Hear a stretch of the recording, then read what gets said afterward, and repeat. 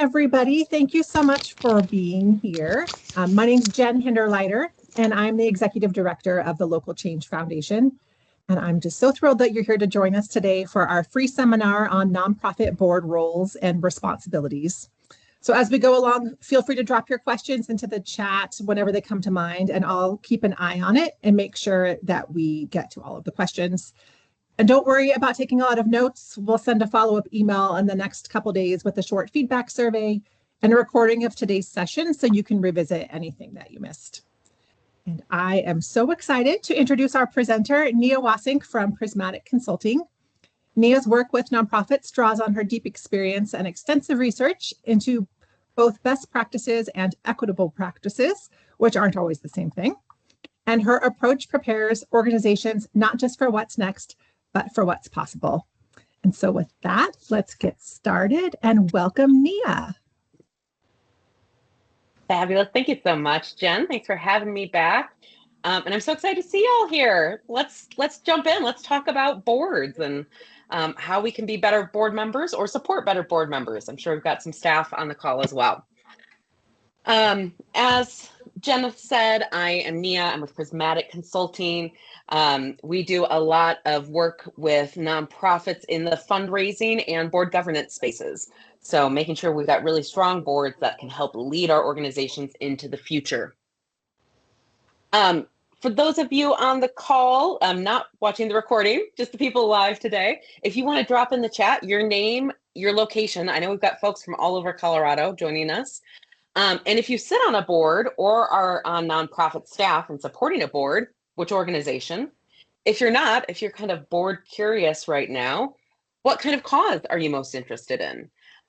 If you want to start dropping those in the chat, we can see where folks are from and what kind of experiences we're pulling in.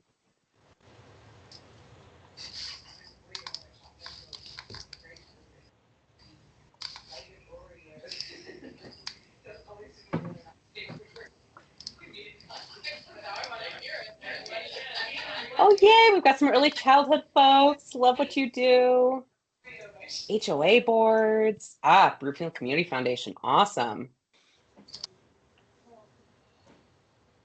Oh, we got Fort Collins in the house. Fabulous.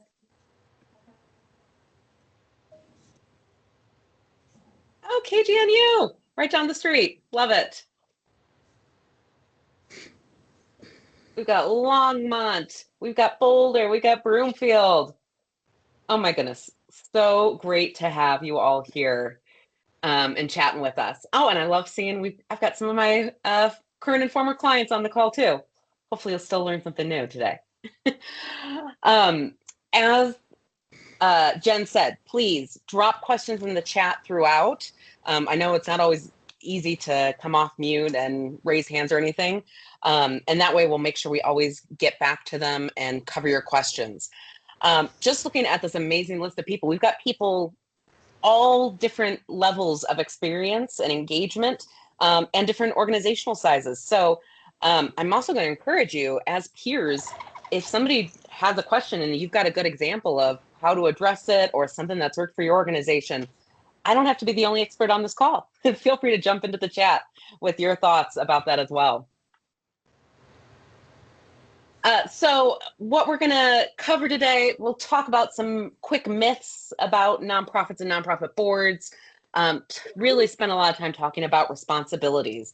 What does it mean to be a good board member? What are the legal requirements, but also just the best practices? We're going to spend a little bit of time talking about fundraising, because that, unfortunately, for some of you, is going to be part of sitting on a board. And hopefully I can help demystify it a bit, because I love fundraising. And then if you are thinking about joining a board or even looking at how do you recruit new board members, we're going to talk about how to join a board. And we are all going to do this in the next 55 minutes. I know your time is precious, so I promise we will get done on time. And at the end, you'll also get my contact info. So if we couldn't quite get to your question or you want to have some follow-up dialogue, you are always welcome to reach out.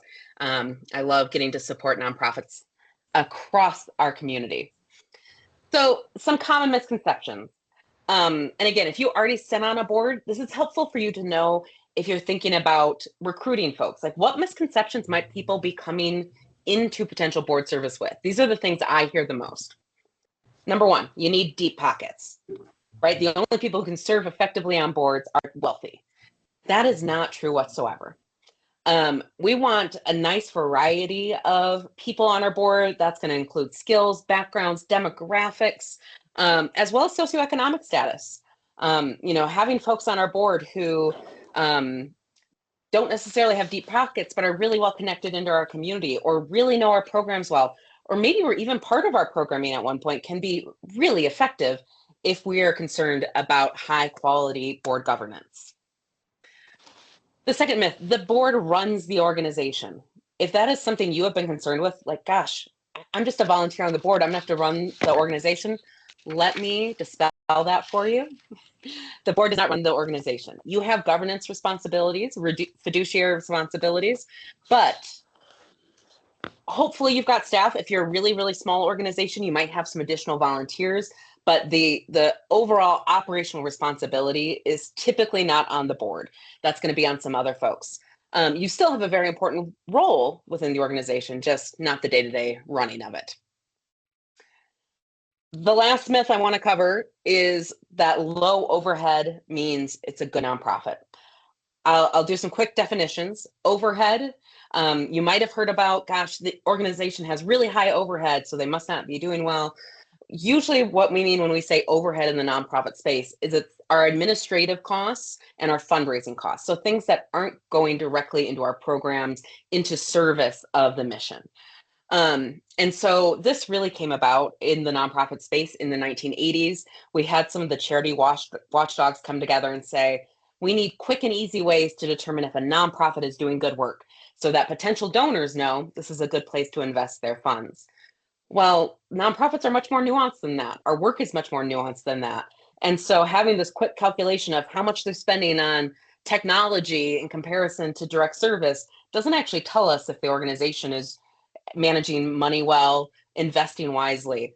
And it actually has had a really negative impact on the sector, where nonprofits have been encouraged to spend less and less and less on overhead, which means they're not investing in basic infrastructure. I know we've got some nonprofit staff on the call, and so this will probably resonate with you.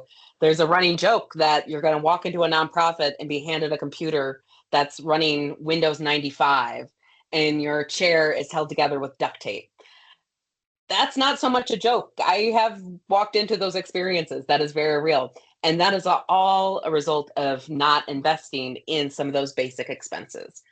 Luckily, since the 80s, when this really came to popularity, those charity watchdogs have walked it back and said, oh gosh, it's a little bit more complex. We can't have a really simple formula to tell you if a nonprofit is doing good work with their money.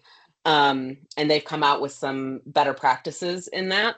But that overhead myth remains consistent. And I hear it really regularly, especially from folks outside the sector.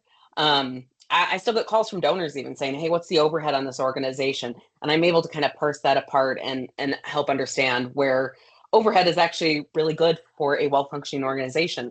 We need nonprofits to be effective and efficient as much as we need them to be good stewards of money. Okay. So when it comes to board member responsibilities, we always want to start with what's legally required, right? Like that's the basic. What do we have to do?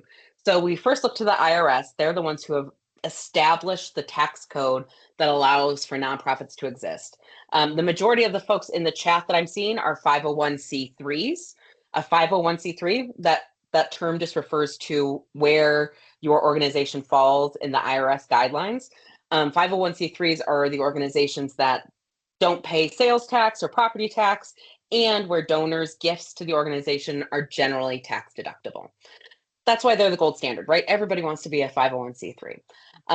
Some of you might be with C6s, C4s, right? There are different types of nonprofits as well. But all of that falls under IRS regulations. There are actually 27 different types of 501c organizations under the IRS. So there's a lot of different ways that organizations can look.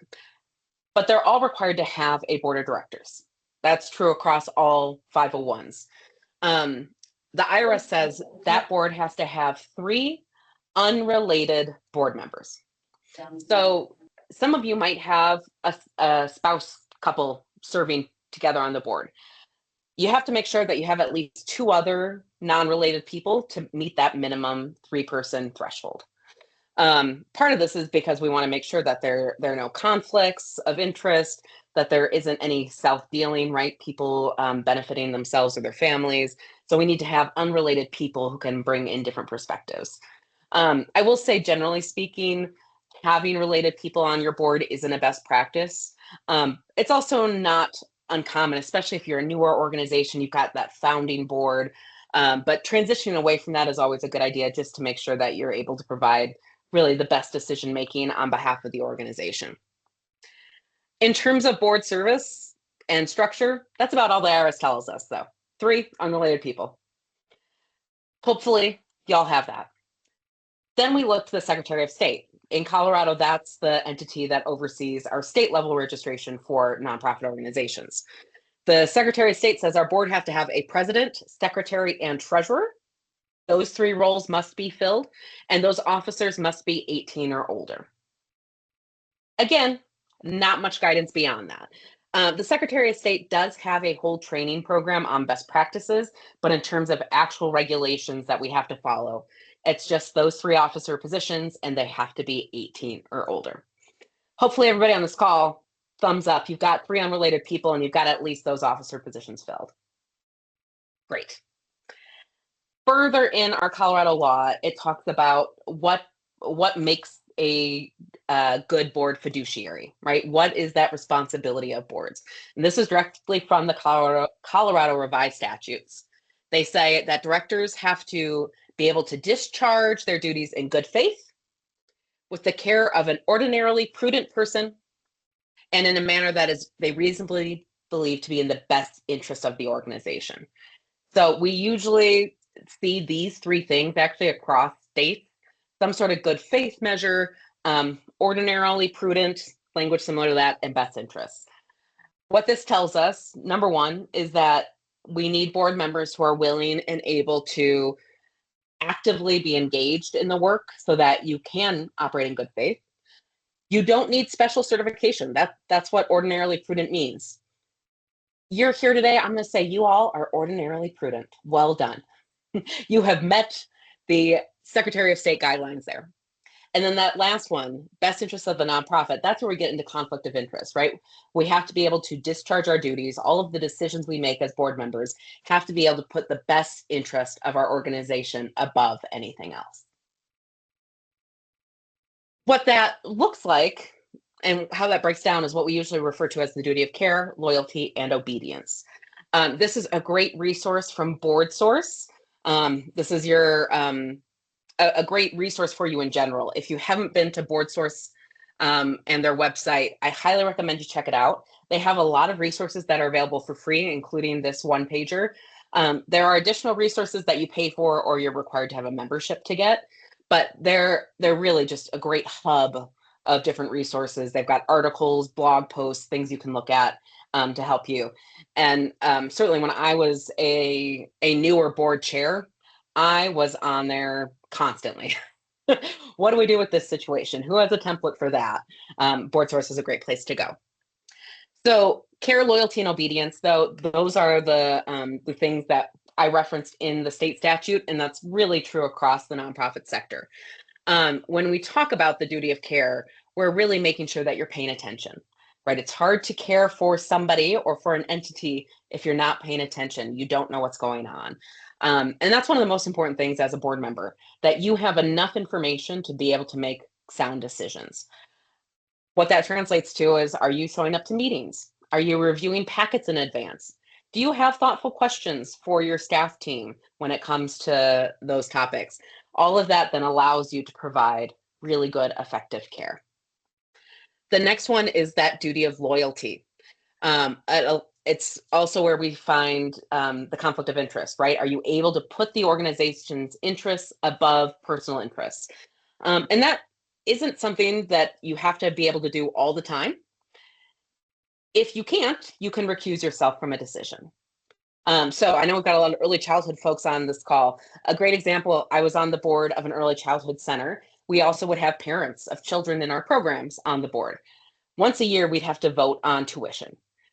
It is fully impossible for us to ask parents to put their family's financial situation above our organization's financial situation, right? That's not a realistic thing for us to ask them to do. So we would ask them to recuse themselves from that vote. They would leave the room. The rest of us on the board who were not parents would vote on the tuition changes, and then they would come back in. So that duty of loyalty is about, when those decisions are made, are you able to put any conflicts aside? And if not, make sure that you recuse yourself from that decision. And then obedience is the last one. And that really says, are you following the laws? Do you know what the laws are that impact you? Are you following them? And then are you also able to be guardians of the mission? I just love that language, guardians of the mission. I think that's a really exciting way to think about the work of boards. Your job is to make sure that that mission that you have set is able to be filled in the best way possible, and you have to guard it. That means so many things, but it means that you're paying attention to programs and how they're impacting the mission. You're looking at what things that could potentially interfere or cause harm to your mission. So you're always paying attention to how you can protect and guard that work. This wonderful resource from BoardSource breaks it down further for us so that we can really understand. Duty of care. You're acting in good faith, as we talked about from the revised statutes. Prudent person, best interest, right? That's exactly what we have in our state statute. Loyalty, this is the conflicts of interest. It also means that you have to be able to maintain confidential information. Many of us who sit on boards will have access to information that is not available to the public, especially any of us working in human services fields, right? We're working with vulnerable populations often. We want to make sure that we can really hold that confidentially, but also just confidential information about the organization. You know, if you're starting a new program, if you're stopping a program, you have to be able to hold that really confidential and not let that out to your networks before the organization does. There are also, again, just some specific things that legally you have to make sure you do. Directors cannot make distributions of profits to insiders of third parties, which also then includes officers, directors, employees. It's usually not something that ever comes up, but I want to make sure to say it because it is an important thing. When it comes to nonprofit, what makes an entity a nonprofit is that any profits the organization makes is reinvested in that mission, right? You don't get an annual distribution as a board member because the organization made money. It has to continue into the organization, into the work that's happening. And that all falls under your duty of loyalty to make sure that you're able to maintain that. And then that last one, duty of obedience, as I mentioned, is following laws, following your bylaws, which we'll talk about a little bit more, and being guardians of the mission. Every time I see that, I just have this amazing image of like some sort of crime fighting superhero thing as board members, right? We are guardians of that mission. BoardSource does this beautiful breakdown, though, to help us understand what does this really mean? Like in your work as board members, how are you able to be a strong fiduciary? So they break it into these three umbrellas. The first one is establishing the organization's identity. If you are joining an organization that has been around for a while, it'll be less about establishing and more about refining, reviewing, and even validating. So your mission and purposes, that is the formal mission statement you have as an organization, but also, you know, what programs are under that, your vision, your values, all of the things that help define who you are as an organization. And you also have to be able to advocate for them. If you are sitting on a board right now and thinking, gosh, this just isn't that interesting to me, the work is good, it's just not a passion area, then it's much harder to advocate for them. You should be hopefully sitting on a board of something that you really care about. And for staff members on this call, you should be recruiting people to the board who are really excited about it, right? Because we want them to be able to passionately advocate for that work. And then the other part of organizational identity is ensuring you have effective planning. I'm sure many of us on this call have been through some sort of strategic planning process that continues to evolve as our nonprofit landscape shifts. When I started in this work 20 years ago, goodness gracious, that math hurt my head a little bit. When I started in this work, we were doing these 5, maybe even 10-year strategic plans. And then things started to shift. We had a financial collapse. And then about a decade later, right, we went into a pandemic. And now we've got major changes that are happening at the federal level and how that impacts nonprofits. And so those long-term strategic plans aren't as common. What we're seeing are much more flexible or even shorter term plans with some high level goal areas that you might be looking at. All of that planning, though, is really important because it helps give some guide rails really to your staff team to say, here are the things we want to do. Are we trying to grow? And if so, are we trying to grow in a specific area? Are we trying to stabilize? Maybe we need to do some infrastructure development. But that then allows the staff to figure out where the resources are best spent. And so as a board, you can help make sure that those guardrails are there so that then they can go out and do the day-to-day work to make it happen. The next umbrella, according to BoardSource, is ensuring resources.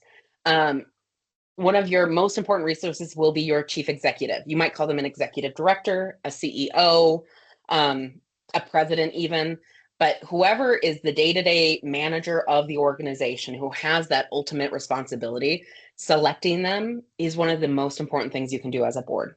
Making sure you've got somebody who is really going to be able to take your vision for the organization forward is most important. I'm sure we can all think about an organization that's had like pretty regular turnover in that role.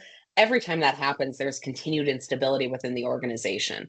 We want to make sure we find chief executives that fit our needs, that are able to carry out what we're hoping of them, and who are also exciting, right? We want to be, as board members, excited to work with these people. So selecting that chief executive is really important. For any of you who have been through a search process as a board member, my heart goes out to you. It is one of the most time-intensive and important things that you can do as a board member. So I don't take that lightly if that is something you've done. I feel for you. Next, under resources, we want to make sure we have financial resources, right? That is part of what makes this all work. So making sure that your financial resources make sense. Does your budget make sense that has been proposed? Are you expecting 200% growth all of a sudden? And if so, do you understand how that could happen or not? Do you have contingencies if you don't hit your financial goals? You also, as board members, have to build a competent board. Making sure you've got the skills and expertise to bring forth good governance is really important. I would say step one is attending trainings like this.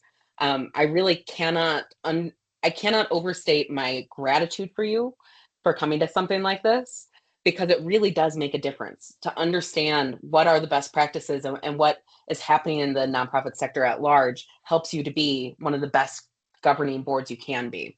It also means so that you're recruiting the right people, you're onboarding them effectively, you're creating cohesion with the board so that you can make really important decisions. I was actually the board chair of a nonprofit, and we had to come to the really difficult decision to close the organization. And if we had not built a competent board that was fully engaged, that would have been a really, really challenging conversation to have. But we had trusting relationships. We put in the work to determine how we were going to make that decision, and then we were able to make it together. And then the last one is to enhance the organization's public standing. This is one of those ambassador roles that is really important as board members.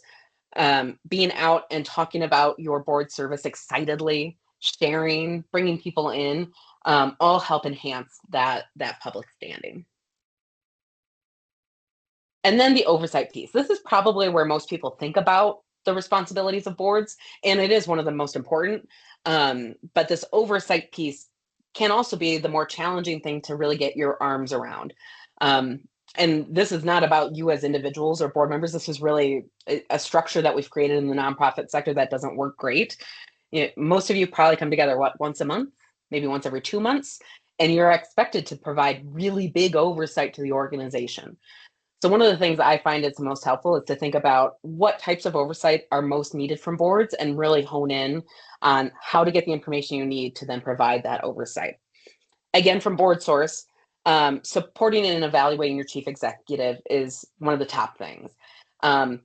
If you are wondering right now, gosh, I wonder what that looks like, make a note to yourself to go back to your executive committee or to some board members who have been there for a while and ask, what is your evaluation and support mechanism for your chief executive? Are you doing annual evaluations? Who's included in those?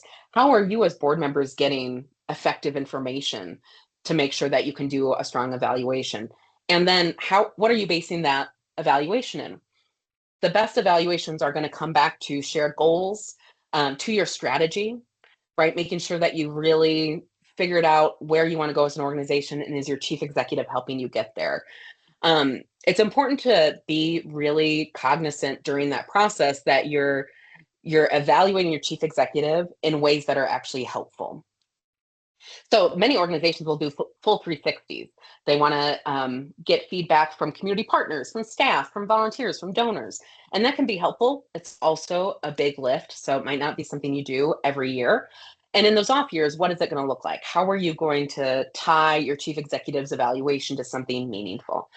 This is not just helpful so that your chief executive, your staff member, knows how to succeed in their job, but it's also helpful for board members to know what you're expecting of them. Having been a chief executive, there is nothing worse than getting this evaluation back, and it includes goals and things that have never been discussed, because one board member thinks we should go left and one board member thinks we should go right, and suddenly as the chief executive, I'm caught in the middle and being told that I'm not doing the right thing. That's just going to add chaos to the board as well as to the organization. So make sure your evaluation process, whatever that looks like, is really tied back to something that's shared and understood across the organization. And I'll put a plug in. BoardSource has a really great checklist to help you develop that if you need some support. Monitoring and strengthening your programs and services, right? That's the core of what you do, your programs and services. As board members, you get to monitor and strengthen those. Does that mean that you're in there every day in a classroom and saying, yes, we are following these guidelines? No. It means you're looking at it at a much higher level, at a much more strategic level. But you do want to be looking at trends. Are we serving more kids? Are we serving fewer? Do we have more visitors in our museum? Do we have fewer? All of that helps you understand and assess what's happening. You want to look at your evaluation data. Are people getting out of this service what we expect them to get out of it? And if not, how can we improve that? So your ability to monitor and strengthen, again, should really be tied back to what are the goals of the organization, and then what are the goals of those programs and services. This is a really great way for boards and staff to collaborate and think through what is effective monitoring of our programs and services and who should be involved at each level. Sometimes your program staff will be at one level, your leadership will be at another level, and then your board will be at a different level. And that is actually a really effective way to bring it all together. Another aspect of providing oversight, protecting your assets and providing financial oversight. The best way to do that, first off, is to make sure you're getting regular financial updates, whether it's monthly or quarterly, making sure you have recent financials that you can review. You also want to make sure you've got really strong policies and you understand what the financial oversight is within the organization. If you are an organization with annual revenue over 500,000 a year, so $500,000 a year, you should also be getting an audit. And an audit's going to really help you determine if there are areas that need additional support, if you need better internal controls, right, where you can provide some better financial oversight as an organization. And then the last area is just ensuring legal and ethical integrity. We always want to make sure that, obviously, we follow the law. That's an easy one. But the ethical integrity part is also important for our board. So thinking about, how do we make decisions? How do we let the community know about decisions? How do we involve the community in decision making? All of that will allow for better ethical integrity. I'm going to pause there, and please drop anything in the chat if you've got questions before we dive into a little bit more on board structures. And I'll be checking the chat as you drop those in. So I mentioned a little bit about board officers earlier from the IRS, right? They say you have to have a president, secretary, and treasurer.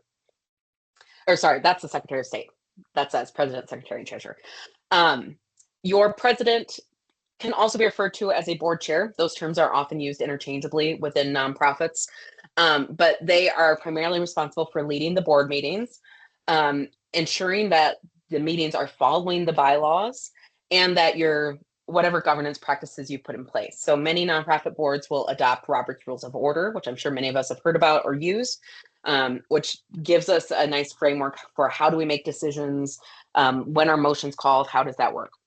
I'm going to put a plug in for Roberta's Rules of Order, which I find to be a little bit more flexible, especially in a smaller nonprofit context. So if you need a new way to go about making decisions, check out Roberta's Rules of Order.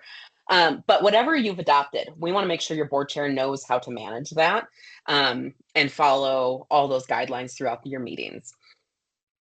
Your vice president or vice chair is often the backup. So whether it's for running meetings, for attending other meetings outside of direct board meetings, some organizations will stipulate in your bylaws that it is a vice chair's responsibility to take on the chair role. There's built-in succession planning, which can be really effective, but not all. Your secretary will take the minutes, or may sign off on the minutes. Some organizations are able to have staff supporting that role, and actually like taking the notes, but your secretary is the one who signs off on them and often signs a lot of forms, which is interesting. So your secretary has a lot of legal responsibilities behind that.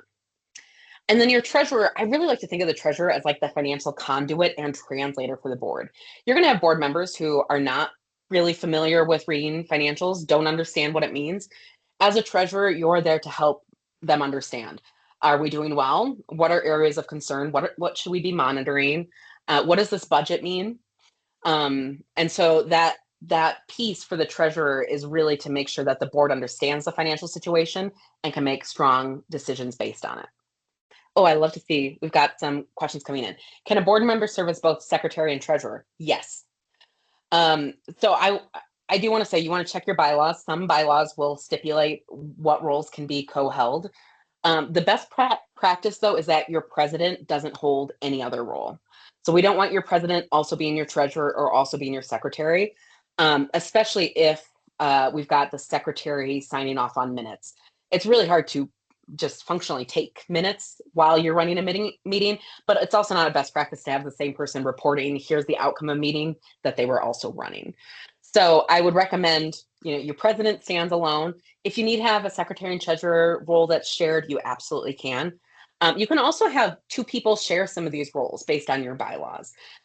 You'll have to report like kind of the lead of each to certain bodies, but if you've got a really complex financial situation, for instance, you might need two treasurers, co-treasurer roles. And as long as your bylaws allow that, or you're able to make bylaw changes, you can do that. What happens if the board takes a vote on a motion with a second and the chair fails to recognize outcome of the vote? These things happen really commonly. I was actually in a board meeting last night, and it was very much a procedural vote. Somebody makes a motion, somebody makes a second, and then the board chair moved on, completely forgetting to actually take a vote. So in the moment, I always recommend, if you see something happening, a vote was missed, a motion was missed, anything like that, always raise that up in good faith that your chair will help.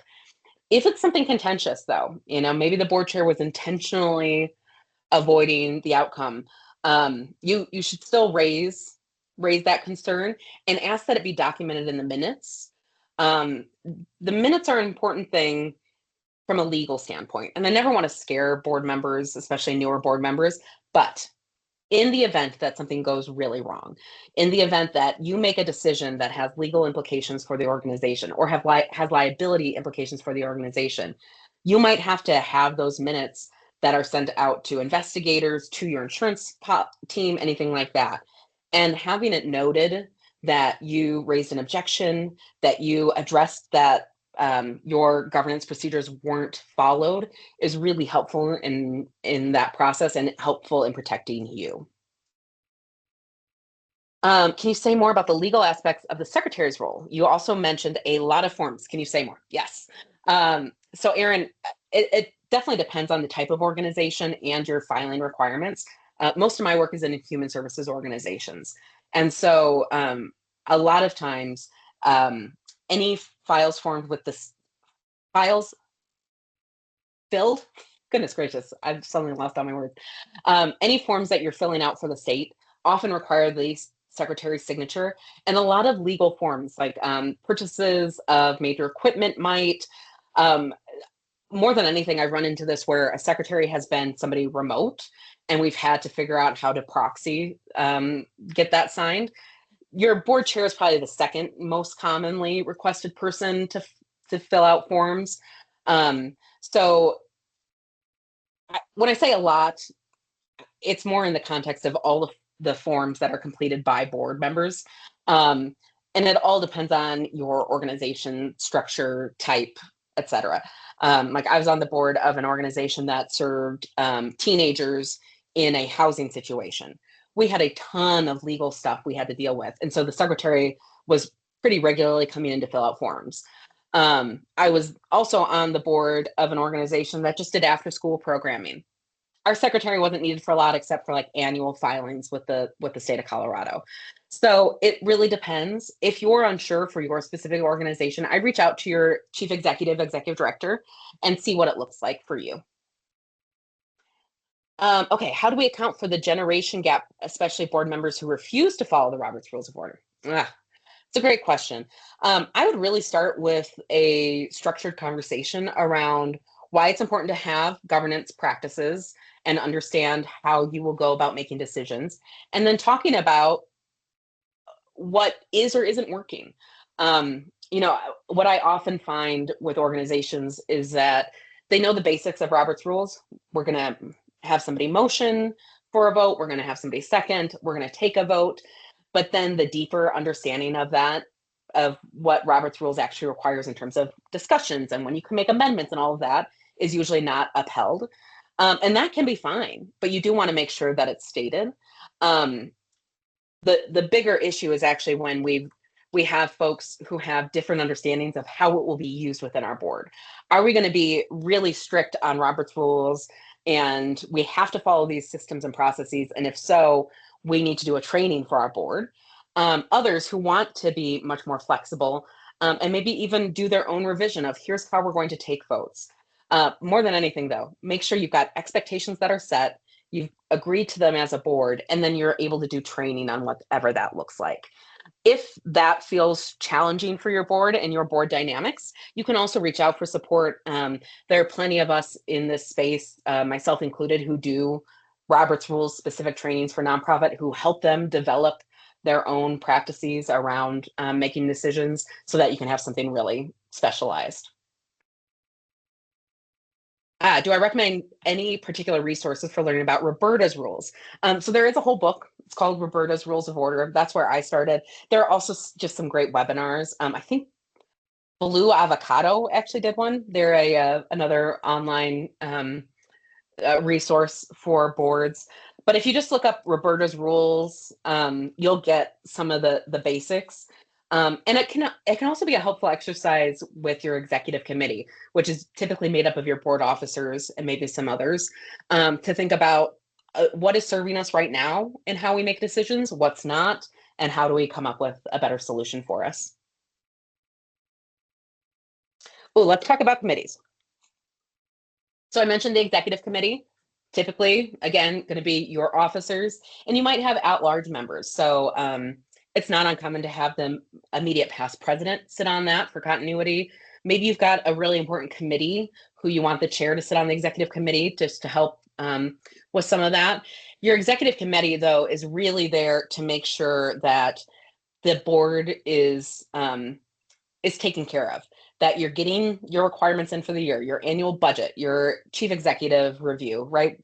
All those things you have to do annually. Your executive committee is there to make sure that happens, to calendar it out. But they can also be used as kind of a mini board in some instances. Your bylaws might dictate what this looks like. But if you have decisions that need to be made much more rapidly, say, than your board meeting frequency, your executive committee can often be a proxy for the full board. I was the chief executive of a nonprofit while we were in the process of acquiring real estate. If I had to convene the entire board every time we were interested in making an offer on a building, it never would have happened. So instead, what our board did was we said, here are the criteria, here are the requirements for budget, space, et cetera. And we all agreed to that as a board. But then we allowed the executive committee to make the smaller decisions about yes or no on these buildings. So they became really like thought partners for me in that process. But the board had specifically made a motion and said, we see this specific power to the executive committee for this purpose with these constraints. And then once we were finally under contract with something, that process went to the board for further guidance. Your finance committee, this is also one of the most common things we see with boards. They are typically run by the treasurer, and they're the ones who are going to dive much more into the financials than the board will. So understanding your performance, your trends, and what is in the budget. If you do have an annual audit, if you're a big enough organization for that, your finance committee will also probably be more involved in that process and getting the feedback from your auditor. Your nominating or governance committee are the ones who are going to help recruit, screen, and onboard new board members. They're also going to be the ones who help understand where are the gaps. Do you have 3 attorneys and nobody who is in finance? They're the ones who are going to help figure out, okay, what networks do we need to be in? Who else can we reach out to? This committee is really, really important for organizations that are growing their board, or that even just have regular vacancies, with staggered terms. Depending on your organization and what you're doing, you might also have an ad hoc committee, specific to strategic planning or building acquisition or, whatever. But ad hoc committees are typically time limited. They come together for a specific purpose and then they disband. A fundraising committee, which could be fundraising in general. It could be specific to an event. And then programs committees, this is most common when you have a committee that has specific expertise. So maybe you are a legally adjacent organization. You might want a committee that has some attorneys who can provide non-legal advice, but recommendations to the organization. Or maybe you need some folks from the community who can provide more of an advisory capacity. So sometimes you'll see these, you won't always, but it's helpful to know about how they can operate within a board context. This is one of the most common questions I get. Is this a working board or is it a governing board? Most importantly, all boards are governing boards. That is a legal requirement. You have to be able to provide governance. You might also provide direct working capabilities depending on your organization's size, its life cycle, et cetera. So if you're part of a really small organization, you might have a board meeting and then go and stock the pantry immediately after. But you have to be able to provide governance first and foremost, and then be able to provide working support after that. It is a helpful question to ask if you're looking to join a board. What are the time expectations, so that you can be really clear going into it. It's also important to note that if you are in a working board environment where you're volunteering in addition, that you're not governing. So if you go into a pantry and start stocking the shelves after a board meeting, now you're no longer in a governance role. You've got staff, you've got other volunteers there, right, who are going to help direct you and your actions versus providing oversight to the organization. It's really important to always think about that so that you're not blurring those lines and also making it uncomfortable for staff. It never feels good if you're on staff and you've got a board member saying, well, you really need to be doing the pantry restocking this way. And they misconstrue it as, oh gosh, this is my board providing oversight and saying I have to do it this way. And so now I have to jump and do it that way. You're going to want to make sure that you're really clear if you're making recommendations, you're chatting with folks, that you're there as a volunteer, just like the rest of them at that point. It's always important And whenever I do these trainings, I always like to highlight how important it is for that relationship between the board and your chief executive, your executive director, to be really strong and based in trust. Um, Probably the most common thing that I'm called into as a consultant is to mediate and moderate when those relationships start to really get frayed. Um, it's like any other relationship, though. It requires care on both sides. If I'm your chief executive and all I'm doing is asking you for stuff, that doesn't feel good on your side, and vice versa. If I'm the chief executive and as a board member, you're coming to me and saying, I need you to do this, this, this, that doesn't feel great. So we want to make sure that we find time to connect, that we have mutual respect, that we find ways to show gratitude to one another. Because at the end of the day, we're all there for the mission. And the only way that we can effectively execute our mission is if we've got board and staff working together. That also doesn't mean, though, that you need to be friends. You can have a trusting, collegial working relationship without being friends. And that's important too, because if something does go wrong, you might have to make decisions that are not going to be in the executive director's best interest, but it is in the organization's best interest. If you have a relationship that is based in trust and respect, you're able to get there without then having some of the messy feelings of when those relationships get too friendly. Oops. A quick note on policies. Policies are important because it helps lay out in written format the things that we want to happen and the ways we want them to happen within our organization. But policies are only as good as actually implementing them and using them. So all of these, I just want you to think about the last time you reviewed them. If you know how to get a copy of these policies for your organization, the last time they were edited, because that is really going to help you reflect on, oh gosh, we have policies, but we're really not using them well. Or we have policies, we're reviewing them regularly, but gosh, this one I hadn't thought about before. So your bylaws, those are the policies for your board. It tells you how board members vote on things, officer roles, term limits, how to get rid of board members if you have to, which is never a comfortable thing, but you want to make sure that's in your bylaws. Take a look at them. Your bylaws should be reviewed annually and edited every 2 to 4 years. But as a board, you should sit down and review your bylaws annually. It's really important that everybody understands what's in them and that you're following them. Again, because that's going to be one of those documents that if you get into trouble, your insurance company is going to say, did you follow your bylaws when making these decisions? Your conflict of interest policy, one of the most important things here is that it includes a disclosure requirement.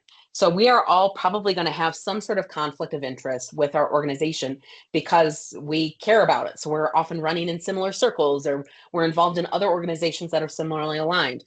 We want to make sure that your conflict of interest policy has you disclose what any potential conflicts could be. That way, there's another set of eyes and they can help remember and say, hey, Sally, don't forget, you need to recuse yourself from this decision to make sure there's no conflicts. Your whistleblower policy, it's a thing that says how staff and volunteers can handle complaints, especially ethical ones. And most importantly here, it tells the process. Who tells whom and who investigates and how does that get through all of your systems? A crisis policy can be pretty short, but it helps your chief executive, especially if there is a crisis, to determine who do they contact, by when, and then what that tree looks like. I spent a lot of my career in child welfare, so working with kids in foster care. And this policy was really, really important because when there was a crisis involving a kid, it was often very emotional. And I had this document that had laid out who I was going to call, who they were going to call, who I needed to notify, who could talk to the press. Everything was detailed for me, and I could just go write down it. HR policies, I think pretty self-explanatory. This is where most nonprofits have the greatest liability. So you want to make sure those HR policies are reviewed regularly. If you don't have the expertise on your board, find a consultant who can help you and make sure that you're really well protected. Financial policies, which we mentioned. And then, of course, you want to make sure you've got any state or local compliance specific to your mission. Bylaws versus articles of incorporation. Do bylaw changes have to be filed with the Secretary of State? Great question. No. You will indicate on your 990 filing, that's your annual tax filing, if you have made edits to your bylaws, and there are certain edits that do get reported there, but they don't have to be updated and on file like articles do. Can bylaws contain policy type understandings? Sometimes. It depends on the type of policy you're thinking about. Most commonly, what I'll see, bylaws reference external policies. And that is just because it's a little bit easier typically to change external policies. And you don't want your bylaws changing too often. So let's say your bylaws refer to a conflict of interest policy, and that conflict of interest policy you're regularly reviewing and refining. That then doesn't need a full bylaws change every time you update the conflict of interest policy versus having it fully embedded in your bylaws. So I usually recommend that they just reference the policies that are external. The core things, though, that are going to feel more procedural in your bylaws are going to be things like how are votes taken, term limits, how do you remove board members, how are officers elected. All of that is pretty well dictated in bylaws. What if we hired an incompetent property management company and some board members say, oh, she'll protect us? Gretchen, I think you and I need to have a conversation. That is a quagmire. At the end of the day, an external company does not have the same requirements of protecting your organization as you do as board members. So you want to make sure that you are well protected. As board members, you should fall under your organization's D&O or directors and officers policy. That's the thing that protects you from liability. If you don't know if your organization has a D&O policy, I recommend that be one of your first calls today back to your chief executive. And then usually your D&O policy company will have additional resources for you as well, because they don't want you falling in liability. But I would check with that. And then Gretchen, your situation is pretty unique, so I'm happy to have a follow-up conversation with you to dive into details there. Okay, on fundraising. It's really important for board members to understand that fundraising is a cycle. We often are told by the media, by movies, that fundraising is going to fancy galas or sitting down and asking people for $50,000. Fundraising is much more than that. It is this whole cycle from identifying potential new donors, like inviting them to your events, cultivating new donors, helping them see what the work is and how it aligns with their values, soliciting, so actually directly asking folks for money, appreciating, doing calls to donors, sending thank you notes, and then stewarding, keeping donors engaged and letting them know how their funds are used. This cycle has worked for board members to do across it. So if you hear the word fundraising and you want to run for the hills, just know there's a role you can still play that's part of the cycle that's going to help start to get your feet wet. What I want you to think about as board members, though, is what's one new thing I can do to support fundraising, especially in this moment. Every nonprofit I have worked with ever is struggling to figure out their fundraising model in 2026. Your involvement can really help. You can help strengthen your development team. You can help bring in new connections and network. So please, please spend some time thinking about how you can support fundraising for your organization. We don't really have time to get into all this, but I just want to point out some of the fundraising data we have. So this is from 2024, so very different. But when we look at where did all the philanthropy in the US come from, the vast majority is from individuals, right? We've got the 66% of the chart, and really you could add that 8% of bequests because that's individuals giving after life. Less than that I love you. Oh, we got somebody who needs to mute there. We got less than 20% coming from foundations, although that is a growing section of the pie and it's very exciting, and about 7% coming from corporations. So it really is your networks, your neighbors, your fellow churchgoers who help make up this philanthropic circle. If you are new and thinking about joining your first board, one of the first things you can do is think about what cause areas are most interesting to you. So this is the breakdown of 501c3s in the US. About 10% of them are arts, culture, humanities. 17% are education-related organizations. That includes our big educational institutions, but also you can think about the foundations associated with them. Like in Boulder, we have Impact on Education, which is Boulder Valley School District's foundation. So all those education related things. 4.5% are environment and animal related organizations. 13% are health. In the US, the vast majority of our healthcare system, in terms of direct providing of healthcare, are nonprofit organizations. 35.5% are human services. That's anything directly in the care of people, their basic needs. 2% international and foreign affairs. 11% are public societal benefit, which is this interesting conglomeration of a bunch of different types of organizations that have some sort of broad societal benefit. And then 6% are religious. Thinking about this, though, we've got organizations across each of these in every major city in Colorado, sometimes multiple ones. So if there's something you care about, there's probably a nonprofit doing that work. The biggest thing is finding them and figuring out if they have board openings. You want to start by checking out that organization's website, looking at current board members, and maybe even pop over to social media. What are community members saying about it? Is it positive? Is it negative? Are people excited? On that, they should have some sort of reach out mechanism. It is often to a board member or the chief executive where you can get more information. From there, you're going to want to be patient. These processes can take all different shapes and forms. Some organizations will require you to put in time on a committee or as a volunteer before you join the board. Some will have formal application processes, some won't. Some will just say, send us a resume or a little bio. Depending on the type of work the organization does, there might also be background checks. So just be ready for that. And hopefully there's some sort of interview. These interviews are just as much about you understanding what the board role looks like, their expectations for you, and how you would fit into this current board as much as it is them figuring out if you're a good fit. So make sure that you are ready to ask them some questions. If you are currently on a board and you're thinking about onboarding new members, how to make sure that you're finding the right people, these are just some of the current best practices. So give or get policies, very briefly, it's a term that refers to organizations that have a requirement in terms of fundraising. So you can either give or get through your fundraising efforts a certain amount. That has really lost favor in nonprofits because folks realized it didn't allow us to have really diverse boards like we wanted.